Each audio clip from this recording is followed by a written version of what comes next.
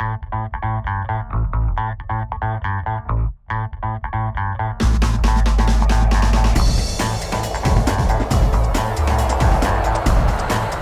right. Hi folks, I'm Bradley J, and we're at the Springfield Hartness State Airport, and we're gonna actually have a glider lesson. We're gonna learn how to fly a glider. But I want to talk a little bit about the organization that I'm dealing with today, and we're gonna start with Ben. Ben, what's your last name? Ben Berg, B-E-R-G. Ben, tell me about the organization and how you get involved. So the New England Soaring Association is the local glider club here out of Springfield, Vermont, made up of probably 40-45 members, all glider pilots who love soaring and really like to share those experiences with other people. So we have one tow plane and 4 gliders, 2 single-seaters and 2 training gliders that we use to train people to fly. And what's involved in getting your license? So you have to fly with an instructor for a while. I flew with an instructor for about 30 flights before going solo, and building solo time. Critiquing your skills by yourself is something that's really important, and getting better solo. And then once you have a few solo flights, probably 20, 30, it's different for every person, then you can move on to take the 3-part check ride through the FAA, which gets you your actual license, and that consists of a written exam, an oral exam, and a flight exam.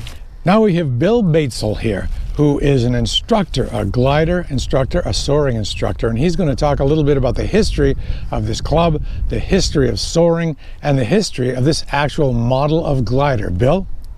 Hello everybody, and welcome to Springfield, Vermont, Hartness State Airport. And we have a club here called New England Soaring Association, and this club has been in New England since 1951, so we're at 70-year point. Most of the time it was in Massachusetts, out of Barre, Mass, at the airport there where it started. And then a little over 20 years ago, things changed and they needed a new location, so we brought the club up here to Springfield, Vermont. Springfield, Vermont is a very good place for sailplanes. They first started having a club here in 1930, so we're over 90 years of soaring at this airport. This airport is Vermont's first airport, and it's quite famous in the sense that Charles Lindbergh, after his famous flight, he flew to all 50 states, and he came to this airport. It looks a little different than it did back then. Back then it had grass runways, and he was met by a huge crowd of people. There's pictures in the terminal of that time, and of course, quite a famous aviator. Can you tell me some history of soaring itself? Certainly. Soaring is really a sport that's been more involved starting in the 1930s. Actually, the original soaring record was held by the Wright brothers in their 1901 glider, but until the 1920s, when soaring and gliders were being built mainly in Germany, then it was also became very popular during the Depression time in the United States. Simple gliders were built, and they were flown flying on ridges, and they were flown at Cape Cod, flying the sand dunes, and a record got set for duration there in the 1920s, late 1920s. So soaring itself has an amazing history, and I'm actually president of the board of the National Soaring Museum in Elmira, New York, where we have a wonderful display of vintage sailplanes and talking about our sailplane history in the United States. So it has evolved from very basic, simple gliders that hardly were able to stay up in the air just gliding down, to very sophisticated sailplanes of today that are built with fiberglass and long wings and tremendous performance. So it went from very short flights, little hops off ridges and staying up for a little while, to flights that continue on to over 1,000 miles and staying up as long as anybody would want to. All right, let's take a look at this plane. Let me back up. Tell me a little bit about the history of this actual glider. Well, this glider here This is called a Switzer 233, and the Switzer aircraft company in Elmira, New York, again going back to the 1930s, has built sailplanes and was the major manufacturer of sailplanes in the United States. They built training gliders, single-seat gliders, and this is kind of the standard training glider for America. They built probably 600, almost 700 of these training gliders, and this design came out about 55 years ago, and it's been a very popular sailplane by clubs all throughout the United States. This glider here was very recently refurbished by myself to give it its new look, and the fuselage is my favorite color, orange. The wings have yet to be repainted, so please excuse those. But we have two of these training gliders, the Switzer 233s, in our club, and it really is a wonderful way for people to learn how to fly. Let's take a look at the cockpit and learn a little bit about the controls. Can we do that, Bill? Oh, certainly. Look at how beautiful it is. You must have just refurbished this baby. Oh, we just got it flying less than 2 months ago, and I had a fun time doing it. You're right, orange is great. It is. I always wanted to paint an airplane orange, so this was my opportunity. So we got it done, and it's a sweet flying sailplane. It's very basic, and that's what we like. So what do we see as far as controls? Okay, so we have the standard control stick that you would find in an airplane. More modern airplanes have control wheels, but they do the same thing. The two basic controls of the stick are the elevator, which is going to change your pitch in the glider, descend, climbing, and it's basically used flying with our airspeed control. And that elevator is in the back that moves up and down. The other control in here are ailerons. This moving to the left would put you in a left bank, and moving it to the right would put you in a right bank. And the third control is the rudder pedals. You can see those in there, and they're used in conjunction with the aileron when you start a turn and ending a turn. It's kind of like the rudder on a boat. It actually gets you turning, and the bank that you create with your ailerons are what keep you in the turn. How about the dive brake? The dive brakes, these are wonderful little devices. So I get asked very often, well, you don't have an engine, how do you control your landing? How does this happen? And these dive brakes, also called spoilers, open above and below the wing. And you can see them. Here's one above, and there's below on both wings.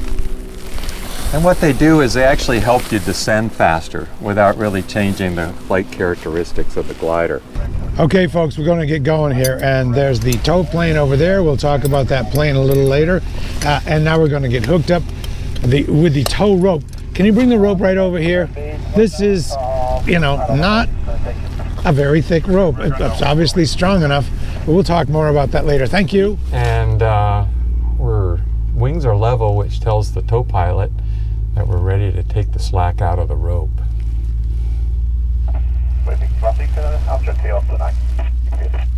And our wing runner, Colby, is giving signals to the tow plane. And when the rope is taut, I'm going to waggle the rudder, which is the signal we're ready to go. This part is always a rush. Well, maybe not for you because you've been doing it since you were 15. But trust me, first time you do this, it's a rush. And if there happens to be a we're already in the air. It doesn't take us long. Good. And it's my understanding that it's a bumpy day. A little bumpy today. So, Bill, what does a pilot be thinking about at this time? Well, I'm going to be following, it's like formation flying on the tow plane. I'm going to do just what he does. It's like a military pilot flying formation. We have a 200-foot rope, and when the tow plane's straight and level, I'm straight and level. One thing that people talk about is how quiet it is in a glider, and it's really not that quiet. It's not that quiet. The more modern, tightly sealed canopies have less wind noise than this glider does. So we're also flying pretty fast on tow, and once we get off tow, we'll be flying about 20 miles an hour slower, and it will be quieter. For those of you who are new to this, like me, you have to remember to breathe. Yeah. Because, you know, and when you get a real different sensation like this, and it's bumpy, you forget you're strapped in well, and you forget to breathe. Yeah, well, you got to breathe. That's important. While we're cruising here, what are we seeing? So I'm just following the tow plane, and you can see the fall colors are just a little bit past peak at this point. It'd be nice if the sun was shining on them. What advice do you give about your position compared to the plane, the tow plane? We're flying with the tow plane basically on the horizon.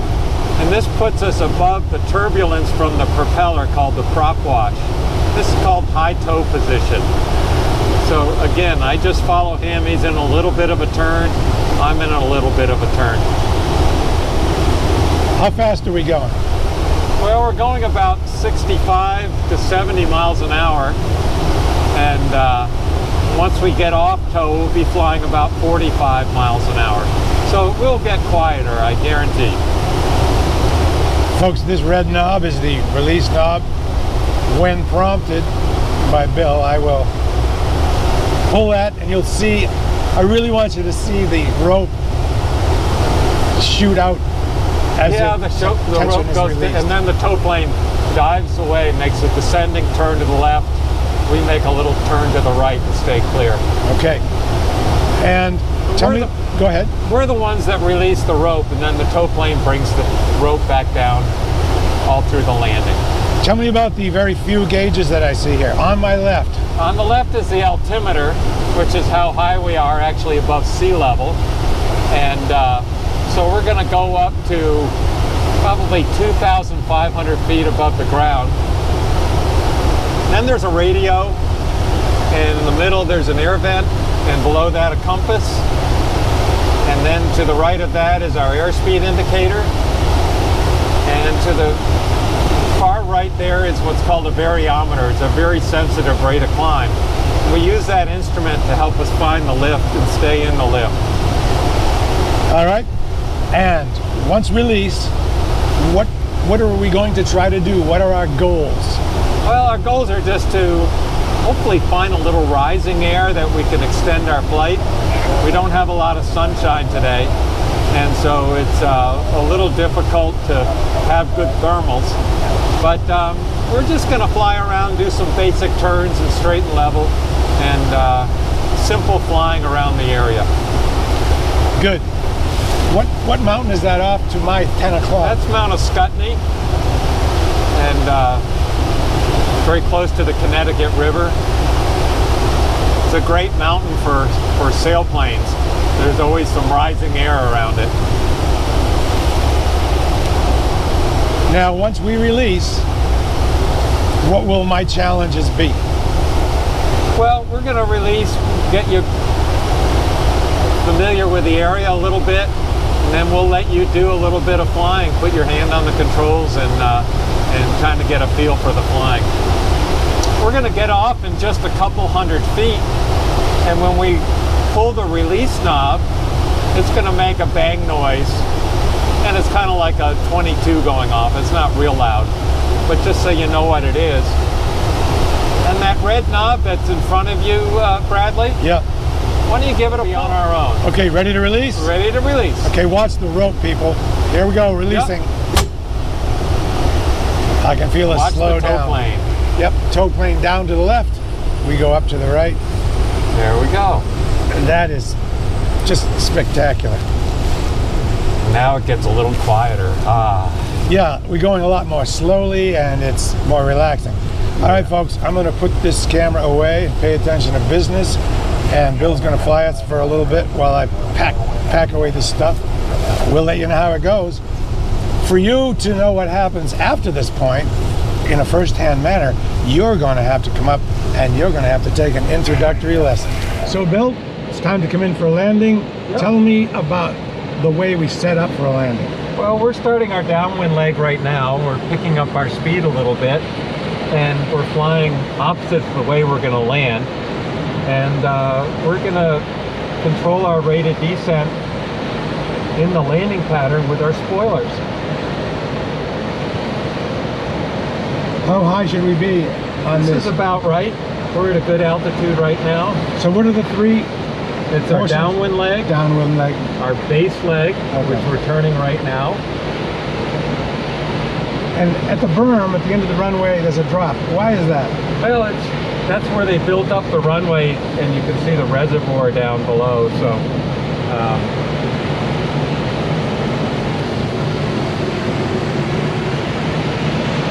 and now we're lined up on final. We're going to land on the grass just where we took off.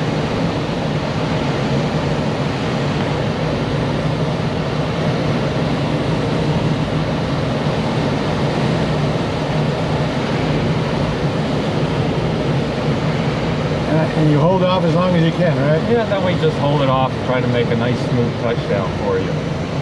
Oh yeah, this is gonna be good. And we just fly it till it stops.